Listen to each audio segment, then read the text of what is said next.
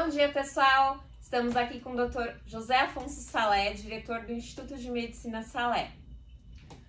Tudo bom, doutora? Tudo jóia! Hoje a gente vai conversar um pouquinho e eu gostaria que o senhor falasse pra gente o que determina a escolha da técnica cirúrgica. Perfeito. Na verdade, assim, a gente tem 5 técnicas cirúrgicas que são recomendadas pela Organização Mundial da Saúde. 3 delas que são pouco utilizadas, basicamente as derivações biliopancreáticas, como escopinar, o duodenal switch e a banda gástrica, que elas juntos representam menos de 5% das cirurgias bariátricas metabólicas realizadas no mundo hoje. E as que mais são feitas, está dentre elas o bypass gástrico e a gastrectomia vertical ou sleeve, que juntos corresponde a mais de 95% das cirurgias bariátricas e metabólicas feitas no mundo. Então, a escolha entre uma e outra dessas técnicas basicamente depende de algumas variáveis importantes. Primeiro, é o excesso de peso do paciente, a presença ou não de doenças associadas, principalmente as metabólicas, dentre elas destaca-se o diabetes. Existe uma tendência natural de que a gente use mais a técnica do bypass gástrico para pacientes que têm diabetes já de longo prazo, de difícil controle clínico, muitas vezes já insulino dependentes. A gente sabe que esses pacientes vão ter uma resposta melhor com as cirurgias derivativas, ou seja, como o bypass gástrico.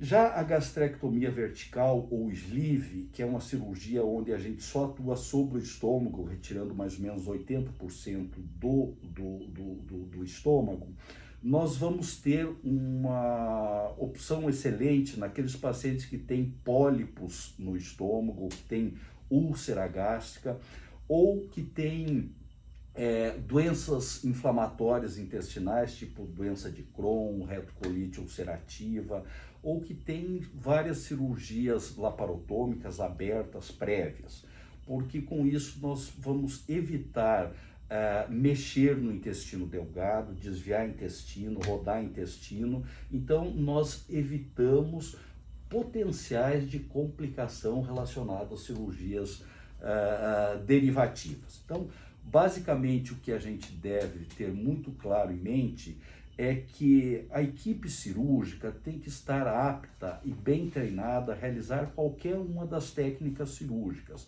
e que a decisão de qual seria a melhor técnica é uma decisão individualizada para cada um dos pacientes. Certo. Eu tenho notado que as pessoas ultimamente elas têm perguntado muito mais sobre o balão gástrico, né, como uma opção antes de pensar na cirurgia. Não sei se por um pouco de receio, enfim. Mas você pode falar um pouquinho mais sobre o balão pra gente? Claro. O balão intragástrico é uma técnica endoscópica, não é cirúrgica. Então, obviamente, que é uma técnica que envolve um risco muito melhor, não seria menor, não seria nem honesto comparar o risco de uma cirurgia bariátrica metabólica com o risco de uma endoscopia bariátrica. Não é? São procedimentos distintos. No caso do balão, é feito praticamente em 100% com sedação, sem anestesia geral, sem intubação orotraqueal, tanto para colocação e retirada. Só que é muito claro de que as indicações da cirurgia são diferentes das indicações do balão. Então, a gente não coloca o balão como uma opção à cirurgia bariátrica. O paciente que tem indicação médica, eticamente correta e tem condições clínicas para fazer a cirurgia bariátrica, ele vai ser melhor tratado por uma cirurgia bariátrica do que com balão.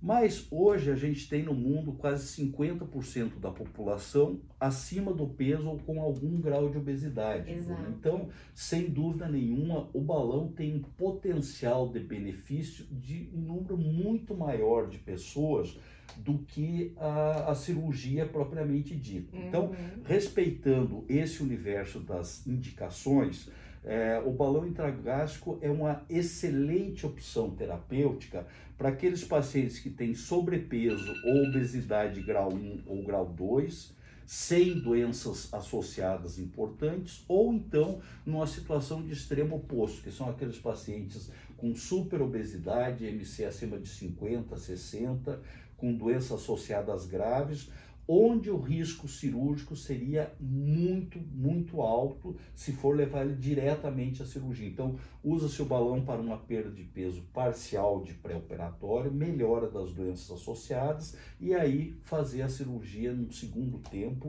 numa condição clínica bem mais favorável. Certo. Tanto para a cirurgia bariátrica, né, independente da técnica, como para a colocação do balão intragástrico, a gente precisa fazer uma dieta pré-operatória. E qual que é a importância dela para vocês na cirurgia? Na verdade, assim, o preparo pré-operatório, tanto para o balão quanto para a cirurgia bariátrica e metabólica, são fundamentais. O balão nem tanto pela diminuição do risco, porque como já é um procedimento endoscópico não cirúrgico, sem necessidade de anestesia geral, o risco já é diminuído. Mas esse preparo de pré, ele vai ser fundamental para que o paciente possa ter uma adesão adequada ao tratamento e ter um bom resultado, tanto com o balão quanto com a cirurgia. Em relação específica à cirurgia, esse preparo pré é fundamental. Por quê? Porque esse preparo consiste, primeiro, numa adequação do paciente a uma dieta que ele vai seguir no pós-operatório imediato, dieta líquida, pastosa, uma perda de peso parcial, o que a gente almeja é uma perda de apenas 5 a 10% do peso total no pré-operatório, que vai facilitar o controle de eventuais doenças associadas que o paciente tenha e vai minimizar risco cirúrgico. Por que minimizar? Porque apesar de uma perda relativamente pequena, a primeira perda que a gente tem de peso diz respeito à gordura visceral, que é a gordura do fígado, a esteatose, a gordura que está no estômago, no intestino. Então, isso vai viabilizar uma cirurgia muito mais segura, de menor risco. Quando a gente fala em cirurgia bariátrica segura, nós estamos falando disso. Além do mais, esse paciente que começa a fazer esse preparo no pré-operatório, no pós-operatório ele vai ter uma facilidade muito maior de adesão ao tratamento transdisciplinar. Excelente. Para finalizar, conta pra gente 3 coisas que você acha que é extremamente importante, aquele paciente que está com obesidade e precisa tratar de alguma maneira, seja ela com balão, com tratamento transdisciplinar, ou com a cirurgia? O que você acha que é mais importante ele saber nesse momento? Olha, eu acho que tem pelo menos 3 pontos fundamentais aí. Primeiro, é o paciente. O paciente tem que ter consciência que a estrela dessa história é ele, tá certo? Não adianta nada estar com uma equipe muito boa, competente, tem suporte, não sei do que, se o paciente não tem consciência de 2 coisas fundamentais, que ele precisa fazer aquele tratamento, seja endoscópico, seja cirúrgico, e que ele queira e se proponha a cumprir a parte dele da mudança comportamental.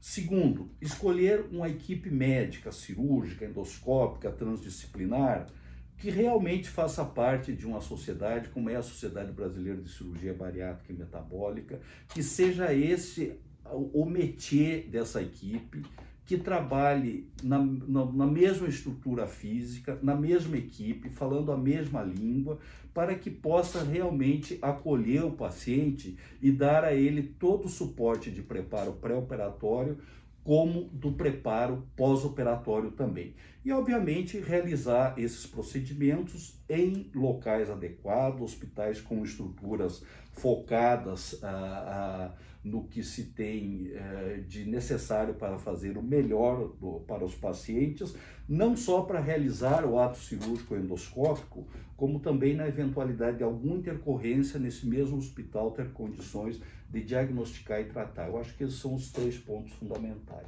Então tá bom, muito obrigada, doutora, obrigada pessoal e até breve. Obrigado, gente.